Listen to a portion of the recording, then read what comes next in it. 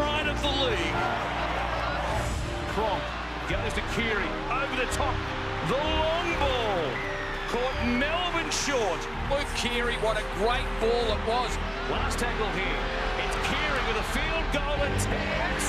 He gives them a 13-point lead. He's done it all tonight, Keary. Stepped in and really guided the team around the park. Keary out of dummy half, wants to try and work the moment down that short side. Mitchell, a magic ball. Tupou for Tedesco. And the Roosters go back to back. Welcome back and hello to Luke Keary. Thanks to Host Plus, retiring class, and congratulations on an amazing career, mate. It's going to be sad to see you go, but you're heading off to France next year, mate. Yeah, not done yet. We've got a couple of years over there, so should be fun. I know the kids and the wife's excited, so a little bit of a journey for us. Well, beautiful. And as I said, mate, you've had an incredible career here in the NRL. It's been a pleasure to watch. Now, the Panthers, they've been so dominant now for the last 4 years. How did they get the job done last night? Mate, unbelievable, honestly. As a player, like we all know how hard it is to win one, but to be there for 5, to win 4, and to watch them last night, like I know people said it wasn't the greatest spectacle, but it was a war of attrition.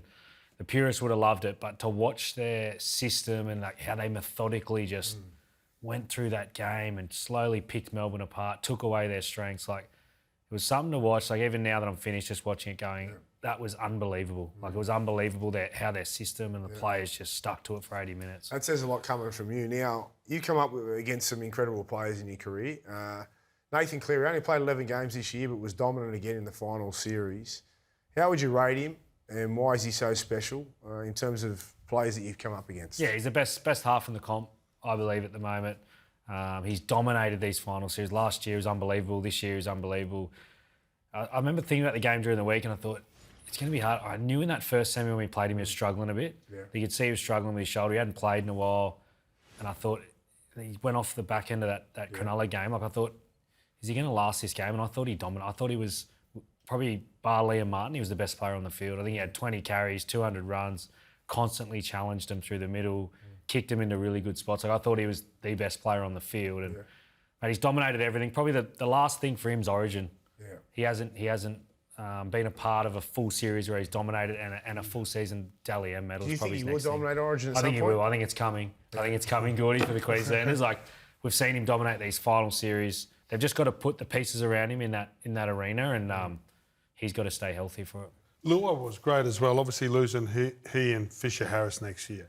Do you think their run is going to come to and also, when they lost Kikau and Coruscant, I thought it was huge losses, and then they arguably lost the most influential player in the comp, Stephen Crichton, who's gone to the Dogs and had a massive impact. Like they keep losing these people, and then kids just coming through. They get Talangi next year. They've got the McLean brothers, the outside backs. Like they've got these guys that just come in and do a job, and whoever's put that system in, whether Gus, Ivan, all of them together, like they've put in something that is it's the envy of the league at the moment. Storm were the most dominant side all year, but still fell short. What did they get wrong? Yeah, I thought last night. Yeah, someone asked me during the week what I thought, and I said Melbourne have been the best side all year. I think they won the minor premiership by 6 points. Yep. They're dominated. They beat Penrith twice. They held them to 0 earlier in the year, and they just got suffocated. Like you can't write Penrith off, and they couldn't. I've felt that situation where Hughes and Munster were just kicking out of their own 40 the whole game. I thought the outside. So you felt like you'd felt that before. Like you watched the game. Felt it 3 weeks. Yeah. Well, you did, right? But you could feel it. You know what it's like to be in that position. That Cameron were and Jerome and... Mate, Melbourne were on too. Don't get me wrong. They were on from the start. They were playing live ball. They had a couple of errors which cost them dearly, but their back 5 I thought were massive out of yardage. I thought Cameron was big. He had the ball in his hands running. Harry was good. Jerome got taken out of the game because they just had no go forward. Yep. He couldn't play that footy. He wanted to out the back of shape. He couldn't play any short sides, but as a half, it's a nightmare. It's a nightmare. They barely touch the ball in Penrith's good ball area, and it is very, very tough.